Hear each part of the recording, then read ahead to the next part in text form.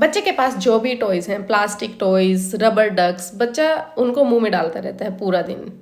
ये सिर्फ जर्म्स का ही नहीं, हॉर्मोन्स का भी रिस्क बच्चे के लिए बढ़ाते हैं।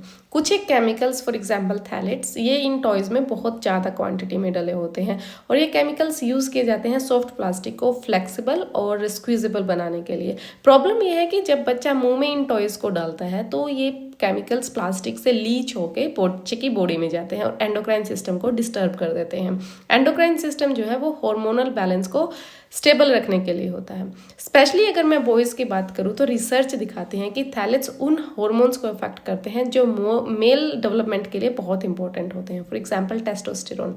और ये डैमेज इतना चुपचाप होता है, बिना सिम्टम्स के होता है और उन क्रिटिकल विंडोज़ में होता है जब बच्चा ग्रो कर रहा होता है। हमें लगता है कि बच्चा है 2-3 मिनट में टॉय रख देगा, लेकिन धीरे धीरे बच्चे की बॉडी के अंदर रिप्रोडक्टिव हेल्थ, उसका फ्यूचर फर्टिलिटी और हार्मोनल बैलेंस सब कुछ बिगड़ रहा होता है। अब क्वेश्चन आता है कि पेरेंट्स क्या करें? क्या हर प्लास्टिक टॉय फेंक दें?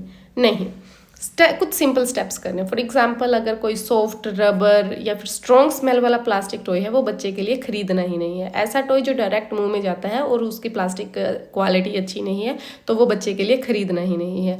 कोशिश करो कि टॉयज़ पे लिखा हो थैलेट फ्री, BPA फ्री या नॉन टॉक्सिक, आप वो परचेज कर सकते हो। बट अबव ऑल आप प्लास्टिक को अवॉइड भी कर सकते हो, वुडन टॉयज़ प्रेफर करो।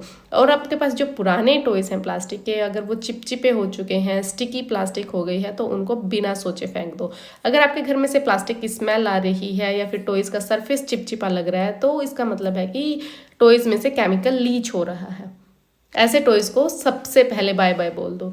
इन छोटी छोटी चीज़ों के लिए आपको केमिस्ट्री की डिग्री की ज़रूरत नहीं है, एक सिर्फ सिंपल माइंडसेट चेंज करना है कि बच्चे को सेफ टॉयज़ देने हैं, क्यूट टॉयज़ ज़्यादा इंपॉर्टेंट नहीं है।